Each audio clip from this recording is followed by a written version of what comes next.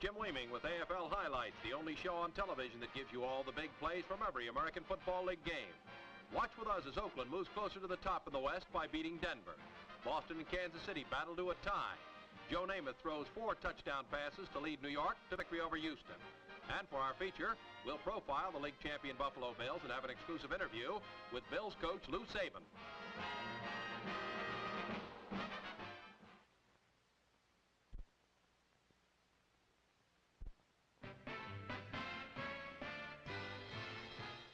The Oakland Raiders, only a game and a half behind San Diego in the Western Division, try to make up some ground over the idle Chargers against the Denver Broncos at Bear Stadium in Denver.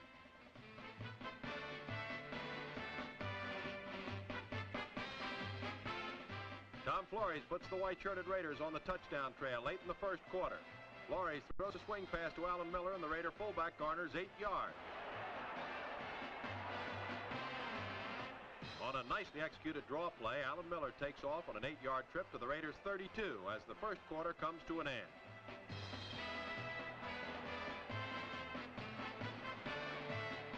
Tom Flores opens the second period of play by passing to Ken Herrick for 13 yards as the Raider drive carries into the Bronco corral. Flores is finding the airways to his liking. The 5-year pro veteran makes a 13-yard connection with Art Powell. Flores uncorks his 9th scoring toss of the season as he spears Clem Daniels with a 34-yard touchdown bomb. The Raiders get on the scoreboard first for a 7-0 lead.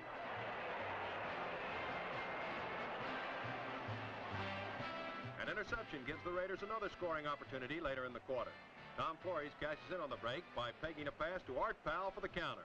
Oakland assumes a 14-0 advantage.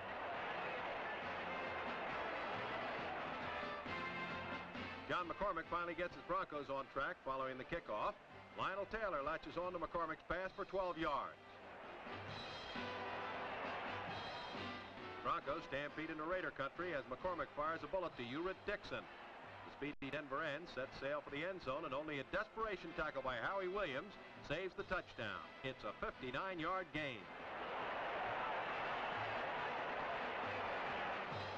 McCormick goes to his favorite receiver on the next play. Lionel Taylor makes the grab before going out of bounds on the Oakland 2. Our ground level camera caught that last play, so let's take another look. Taylor, the league's top receiver, makes a nice fake on Dave Grayson and takes the pass for a first down.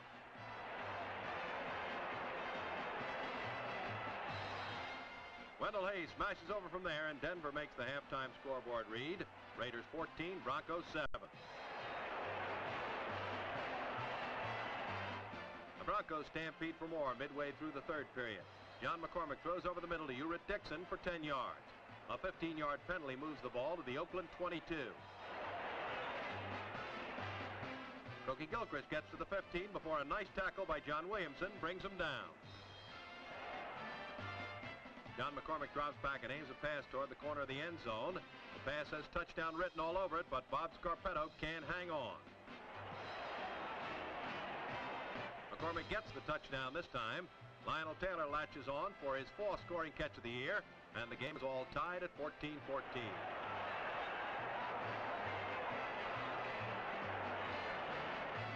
Lanky Dick Wood takes over the Raider controls late in the period. Wood hits rookie Fred Biletnikoff for 13 yards.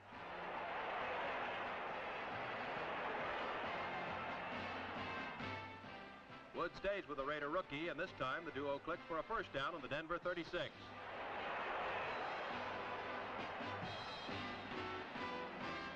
Drive stall, so Mike Mercer attempts a 42-yard field goal. The kick has the distance, but not the direction, and it's no good. It remains a 14-14 game after 3 quarters. The Broncos are in punt formation early in the final period.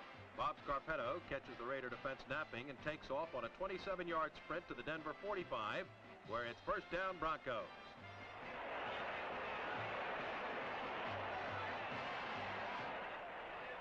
Cookie Gilchrist gets loose, and before the Raiders can catch up, Cookie bowls for 19 yards. But the officials call Denver for clipping, and the gain is nullified. John McCormick makes up the yardage lost by the penalty and more as he hits Lionel Taylor on the Oakland 35. The Bronco bid for the go-ahead points goes up in smoke as McCormick's pass is picked off by Oakland linebacker Gus Otto. The Raider rookie rockets back the other way for 68 yards and a touchdown. Oakland takes the lead, 21-14.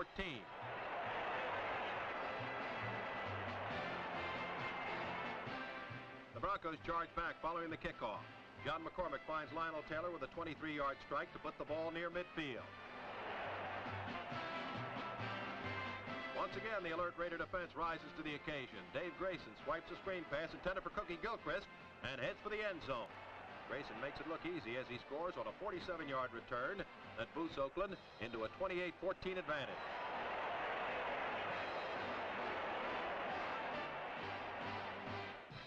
Jackie Lee takes over the Bronco reins and has better luck.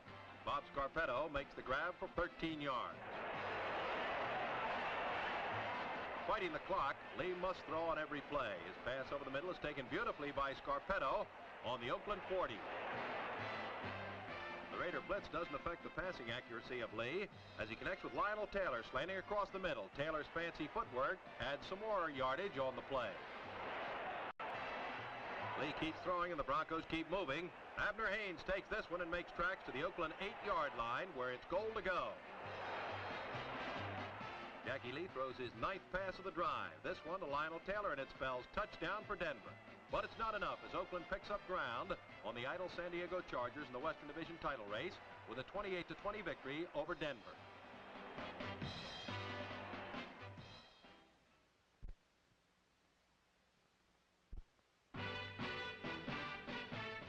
The Kansas City Chiefs try to stay alive in the hectic Western Division race as they meet the ever-dangerous Boston Patriots. The Chiefs are only a game and a half from the top in the West and need a victory at Boston to gain ground on the idle San Diego Chargers. It'll be superior ground power versus the passing of Boston's Babe Pirelli. Kansas City's might comes to the fore early in the first quarter. The Chiefs' top ground gainer, Curtis McClinton, slashes and smashes for 15 yards. Quarterback Len Dawson avails himself of the airtight protection and pitches a strike to Mackley Hill. First down Chiefs on the Boston 36. KC continues to punish the Patriots. On a draw play, Curtis McClinton dodges artfully and roars away for 32 yards. But Don Webb streaks in to force a fumble, ending the Chiefs' goalward surge. Boston recovers on its own 1-yard line.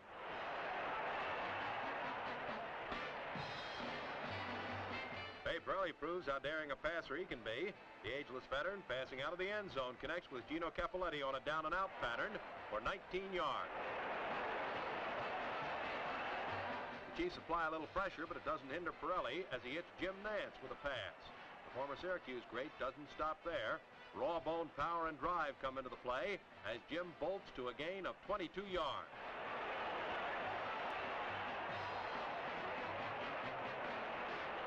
On 1st and 10 at the Kansas City 39, Pirelli steps back and lofts a towering toss to the streaking Jim Coleclaw. But Fred Williamson performs the way a defensive back should, intercepting Pirelli's pass on the 3. The first quarter ends with neither side able to score. The Patriots launch an assault following a missed field goal by Kansas City in the second quarter. Pirelli sends one of his aerial rockets to Jim Coleclaw. A spectacular catch by Coleclaw, and that's 41 yards for Boston. Pirelli keeps the defense guessing by handing off to J.D. Garrett. The sensational soph is tripped after a first down carry to the Chiefs' 27. When the drive runs out of gas, Gino Cappelletti slams home a 17-yard field goal, and the Patriots lead 3-0. Following the kickoff, Len Dawson tries to rally his forces. Dawson sends a floater angling toward the sideline, where it's caught sensationally by Chris Burford for a 29-yard pickup.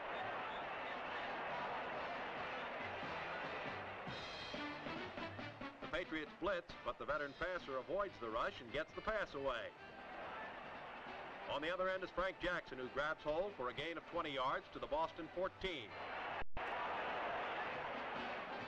Dawson's picking the Patriots secondary to shreds with his precise tosses. Chris Burford latches onto this one. The slow motion camera highlights the great protection Dawson receives as he dances back and launches a pass goalward. Chris Burford, who would make a good second-story man, leaps high to grab the toss for a touchdown. That completes the scoring in the first half as Kansas City forges ahead to take a 7-3 edge into the third quarter.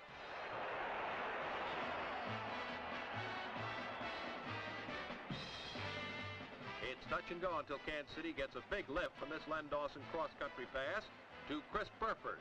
Burford makes another unbelievable catch as he nears the 120-yard mark in this game. Dawson's having a terrific day, too. Len hits Frank Jackson with a look-in pass to keep the drive in high gear.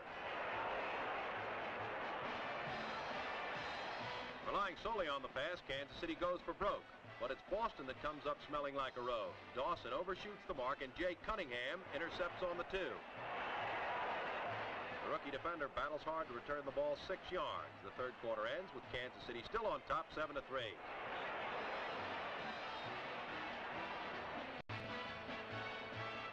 The Chiefs want this game badly, and Len Dawson has a hot hand. The powerful ground game takes a back seat to the aerial barrage as Dawson passes to Fred Urbanez for 15 yards.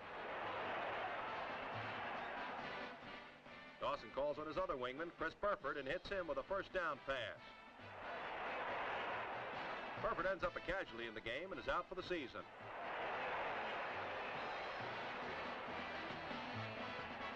Boston stymies the big rush, but Tommy Brooker salvages 3 points with a field goal.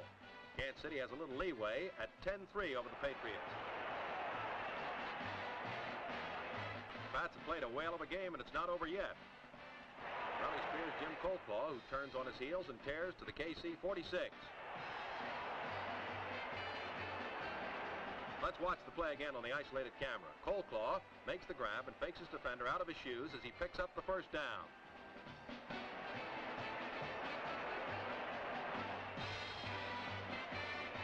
Raleigh changes partners this time. Jim Whalen breaks into the clear, and the Babe spots him with a pass. Whalen wheels and deals for a gain of 28 yards as the Patriots threaten. On the next play, Pirelli crosses up the defense completely as he hits J.D. Garrett with a swing pass. Garrett races into the end zone untouched to pull the Patriots into a tie with the Chiefs. Kansas City can't snap the 10-10 deadlock in the final minutes, and Boston jolts the Chiefs' Western title chances.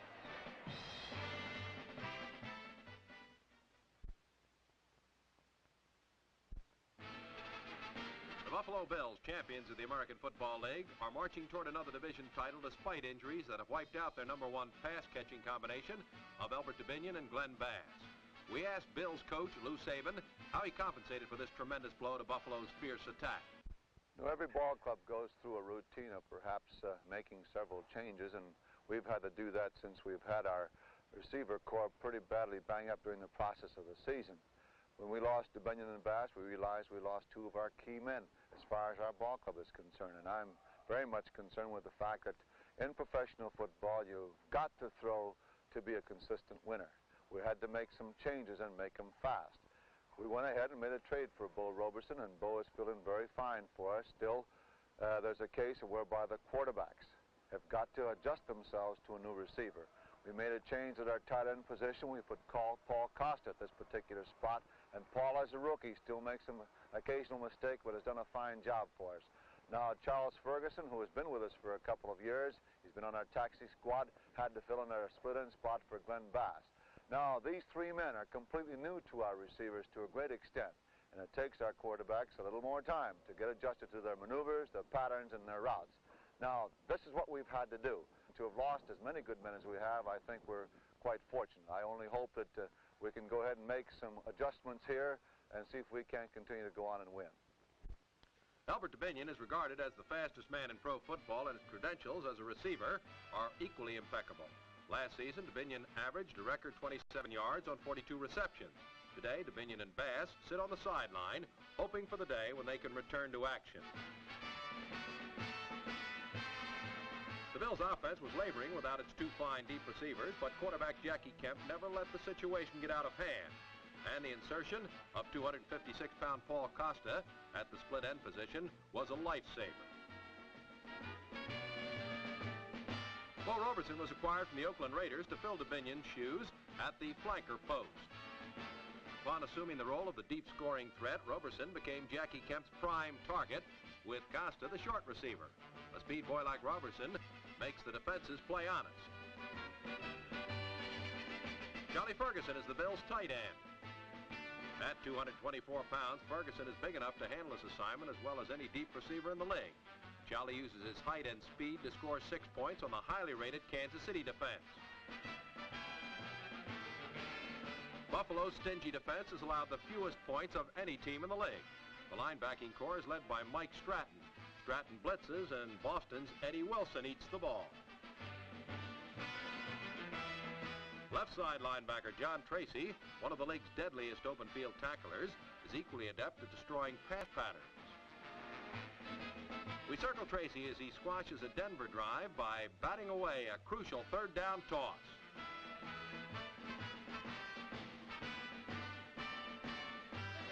The tough no-quarter-given play by middle linebacker Harry Jacobs has endeared him to Buffalo fans, if not the rest of the league. Let's run the play again on the Bills' baby-faced assassin. We circle Jacobs as he prepares to lower the boom on Denver's Abner Haynes.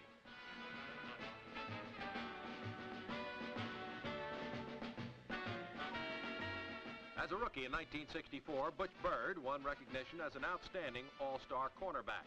Bird has maintained this high level of performance and continues to be a scourge to enemy passers. Pete Beathard tosses and Bird intercepts to kill a Kansas City uprising. Butch is also Buffalo's chief punt return artist.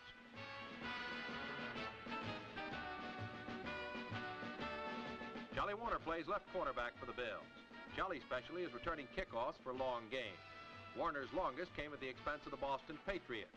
Charlie takes Justin Kennelly's kick 2 yards deep in the end zone. Charlie hits full speed in 2 strides, gets some great blocking in the thick of the heavy traffic, and he's in the clear. The Patriots give chase, but nobody's going to catch Charlie on this one. It's 102 yards and a touchdown.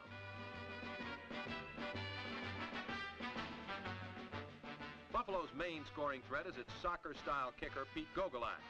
Gogolak has been perfect on 23 conversion attempts and has booted 19 of 32 field goals for a league high of 80 points. Gogolak has been the salvation of many a stalled drive. In Ray Carlton, the Bills possess one of the most underrated ball carriers in the league. In a ding-dong battle with the Denver Broncos, Carlton displays his speed and moves as he carves out a 20-yard gain. Carlton's among the league's top 10 ground gainers.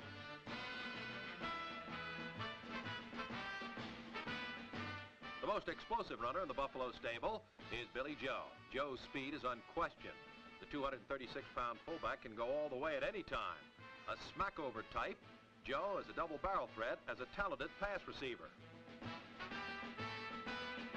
You have just seen the Buffalo Bills stampeding to glory in the Eastern Division. It appears that Lou Saban has produced another championship outfit.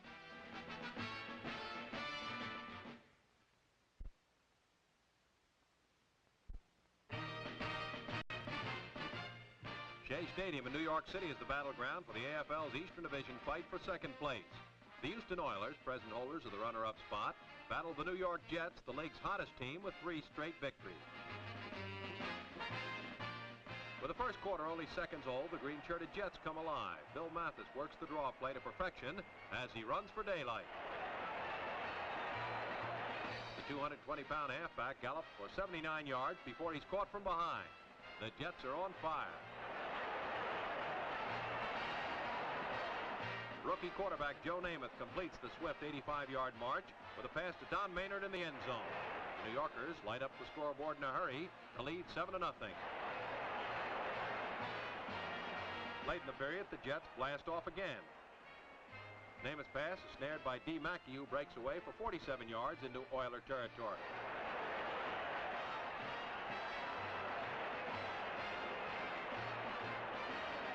But the drive stalls, and Jim Turner adds 3 points with an 18-yard field goal. New York takes a 10-0 lead. Don Troll mans the Houston helm. Forced to flee the pocket, Troll's hurried throw is picked off by Willie West, who returns to the Oiler 38.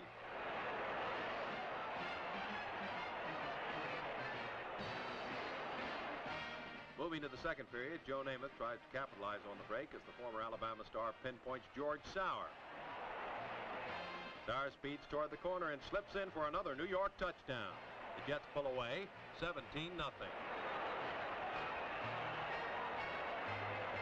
Red Hot Jet can't seem to get enough. D. Mackey takes Namath's pass 19 yards into the Oilers secondary. Our ground level camera watches Bill Mathis sweep the right side of the Houston defense for 9 more.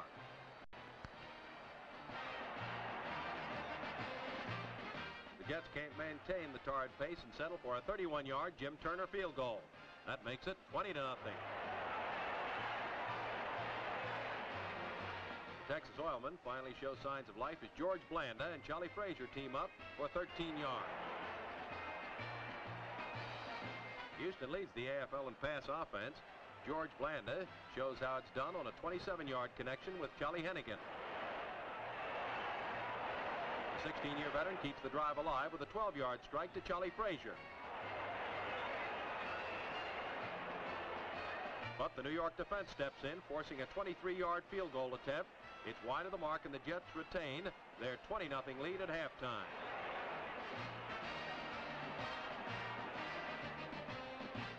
Late in the third quarter, the Jets are airborne again. Joe Namath threads a 13-yard needle to Don Maynard. Let's watch Maynard on that play with our isolated camera. He runs a short sideline pattern, crossing up his Oiler defender.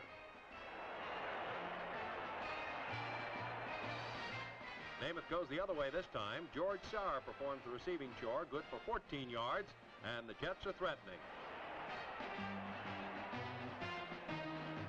From the 22, Namath gives to Bill Mathis, who gathers interference on a wide sweep to the right.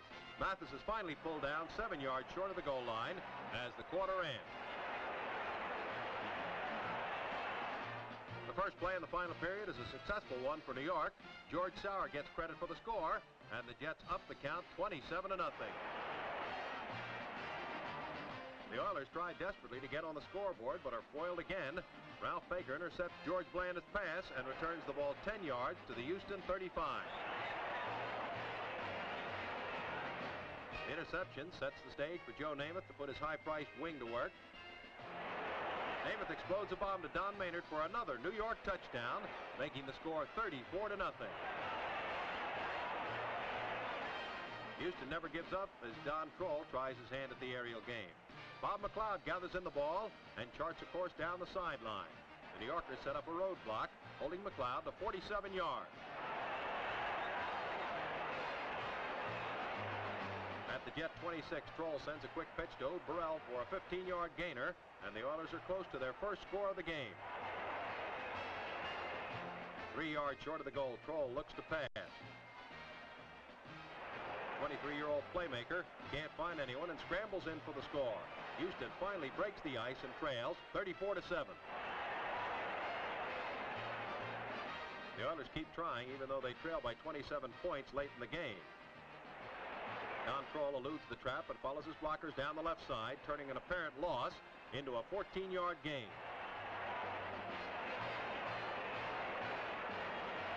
From the New York 13, Kroll works the draw to Jack Spikes, who hammers in for another Oiler touchdown. The scoreboard now reads 34-14.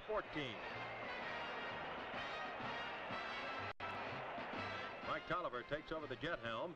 Matt Snell carries left and runs into a host of white jerseys. Snell shows why he's New York's leading rusher as he reverses direction for an amazing 47-yard trip into Houston terrain.